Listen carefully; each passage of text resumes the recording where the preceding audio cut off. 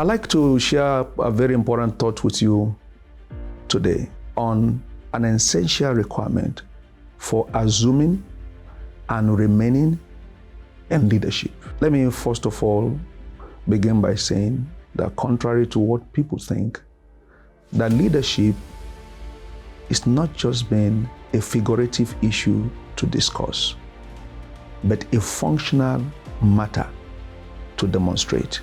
Actual leadership is by demonstration, not by definition. You can define leadership in different ways, but the acceptable leadership recognized in scriptures and in contemporary life is by demonstration, by exhibition. Things are changing. Definitions are changing. And we have to quickly understand this. The leadership of the 21st century is not the same as what it used to be. You know, in those days, we talk about election of leaders. But today, the reality of life is that great leaders are not by elections. Don't come by election. They come by emergence. You will be appointed as a leader and not be accepted as a leader. People may think, oh, you'll be a good leader and appoint you to be so. But see, leadership is over a people. You cannot isolate it from people. It's over a people. So until the people over whom you are assigned to be a leader accept you, you are not a leader of what? There are those in leadership position that the followers just manage them so as not to be seen as being critics.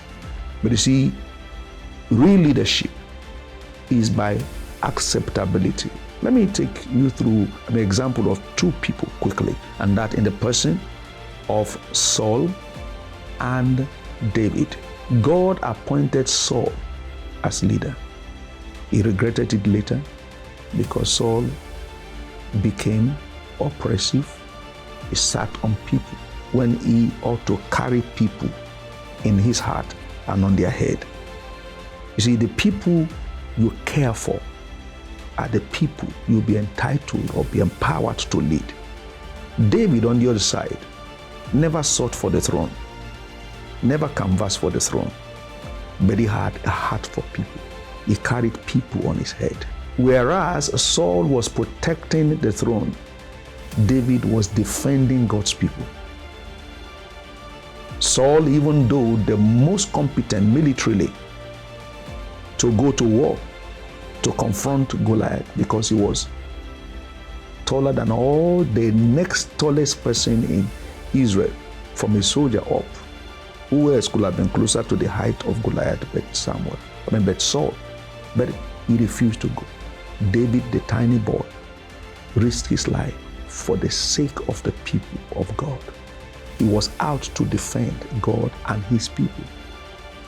And suddenly the crown was transferred from appointed leader to responsible leader, to a serving leader.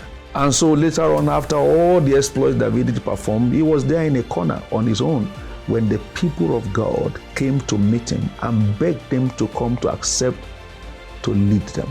You find that story in 2 Samuel chapter 5 from verses 1 to 4. David was invited to be their leader. And that's why I said leadership actually emerge. They don't solicit for it. Now, let's get to the point. Who is a leader in this light? A leader is a solution provider. He solves people's problems. He solves community problems. The problem you solve will create a path to leadership position. Problem solvers are not crazy about position. They are focused on people. They want people to be happy. They want people to be fulfilled. Often they don't look popular. They just gradually bless people, impact lives. And in the process of doing that, they don't miss the leadership. You see, don't target leadership. Don't seek leadership. Don't canvass for leadership. Don't beg people to make you their leader. Start imparting lives. And you see, this works whether you are a messenger or a manager, whether you are at the top at place of work or at the bottom. I'm talking about attitude to be put in place to emerge as a leader, not the face to show, not the CV to show. There are many people who have competence and skills at work, but they are not leaders, because his objective is how to project himself, how to get to the top. I urge people, don't try to get to the top. No, touch lives. In no time, somebody is there whom you have touched, who will initiate your going up. If you try to go up by yourself, you'll be pulled down by people and circumstances. But if you walk your way there by solving problems, all the great patriarchs in the faith emerged as leaders by solving problems. Think of Abraham. Abraham solved a problem for a great king by going to war on his behalf. Genesis chapter 14. By the time Abraham came back, he became a celebrity. Abraham did not charge him for anything. He was acknowledged. He was appreciated. Think about Joseph. In the house of Potiphar, he emerged a leader in that family because he was touching lives. He was solving problems. You can't be a problem solver and be neglected, ignored, abandoned, and be treated as a non-entity. Problem solving will turn you to a celebrity. Anywhere you are, solve problem for your manager, solve problem for your CEO, solve problem for your family. In no time, nobody will remember whether you are number 4 or number 10 in the family. Biologically, they raise you up. Leaders are raised and cannot be erased. Leaders are carried up and cannot be dropped. Keep solving problems. And everywhere we go to, there are problems. Everywhere. Little problems, major problems, organizational problems, problems of individuals, problems of communities. As you keep solving problems, you keep emerging as the leader in the place.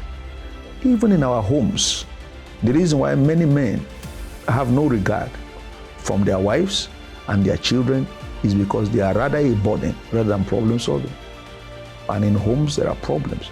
Now, at this time, I like to make you have a different perspective to problems. When we talk about problems, people think about something big, a mountain to be removed. But problems, in my view and understanding, can be simply described as issues to be resolved, particularly issues of differences.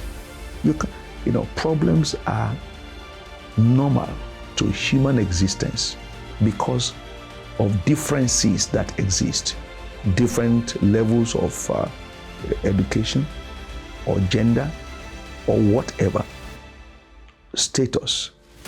And a problem solver will look for how to merge people of different backgrounds together to work together. That's what Jesus did. 12 disciples, 12 different backgrounds, 12 entities, but he was able to bring all of them together. He put their differences into a pot, cooked it together, and all of them became palatable, enjoying themselves. Well, getting back to our point, you want to emerge as a leader, be a problem solver. Think solution. Find solutions. Present solutions. And in no time, people will celebrate you as their new leader. That's what I mean by headship of leadership. God gave you brain so you can reason through and find help for people. In no time, you are the next leader to be celebrated. Please go with this and enjoy your day. God bless you.